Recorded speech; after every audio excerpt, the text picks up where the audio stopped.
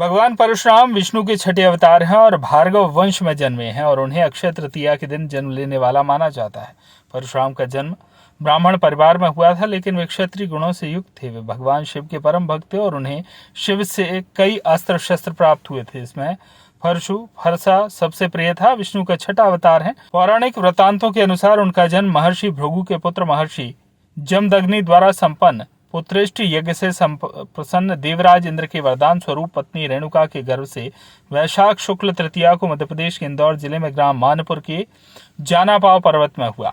मां नर्मदा के आंचल किनारे मंडलेश्वर में भगवान परशुराम की तपोभूमि है। समाजसेवी चेतन पटवारी ने बताया कि भगवान परशुराम की तपोभूमि विगत कई वर्षों से उपेक्षित रही है, पर एक वर्ष से जन सहयोग और मंदिर ट्रस्ट और एसडीएम अनिल जैन द्वारा मंदिर गंगा झीरा का जीर्णोद्धार किया जा रहा है। भगवान परशुराम दोष से मुक्ति पाने के लिए मंडलेश्वर में नर्मदा नदी किनारे उन्होंने शिव की तपस्या की थी। उनके हाथों स्थापित शिवलिंग आज मल समनेश्वर महादेव के नाम से जाना जाता है। शिवालय के पास में ही प्राचीन झीरा है, जिसे गंगा झीरा कहते हैं।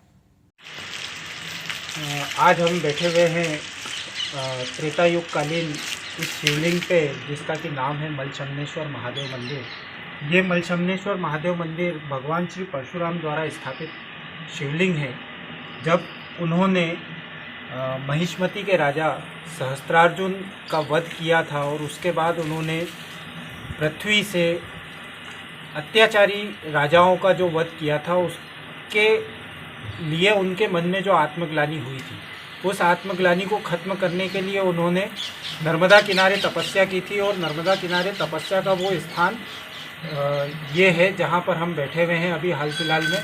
ये स्थान गंगा झीरा कहलाता है। यहीं पर भगवान परशुराम ने एक कुंड की स्थापना की थी और उस कुंड में माँ गंगा का आह्वान करके उस कुंड में पानी को प्रकट किया था। आज भी ये कुंड पूरी तरह से, इतने सालों बाद भी ये कुंड आज भी पूरी तरह से भरा हुआ रहता है और इस कुंड में हमेशा पानी पूरी तरह से भरा रहता है।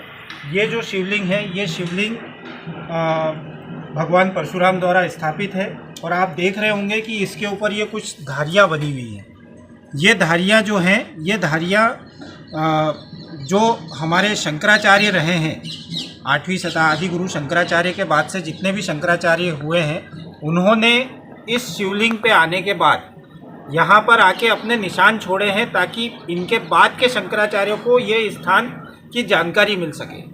ये जो धारियों के निशान हैं, ये धारियों के निशान जो शंकराचार्य होते हैं, वो अपनी हाथ की इस अंगूठी में कुशा की अंगूठी धारण करते हैं और उस कुशा की अंगूठी को धारण करके वो इस तरीके से इस शिवलिंग पे अपने निशान छोड़ते हैं। तो यही निशान ये आज आपको दिख रहे हैं, ये जितने भी यहाँ पे दिख रहे हैं, ये सारे वो निशान हैं जो शंकराचार्य जी ने अपने बाद के आने वाले शंकराचार्य जी के लिए छोड़े हैं, जो कि ये पहचान के स्वरूप है कि ये शिवलिंग जो है ये भगवान परशुराम द्वारा स्थापित है।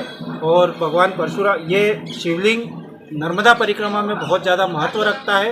नर्मदा परिक्रमावासी को इस मंदिर में आके भगवान का दर्शन करना बहुत आवश्यक है, वरना उसके बिना उसकी नर्मदा की परिक्रमा पूर्ण नहीं हो पाती। यह इस मंदिर की पूरी जानकारी है। आप पीछे की साइड देखेंगे, आपको एक कुंड दिखेगा। ये कुंड आज भी बिल्कुल स्वच्छ साफ सुथरे पानी का है। पास में ही है, यहाँ पे नर्मदा नदी बह रही है। महेश्वर से राकेश शर्मा की रिपोर्ट।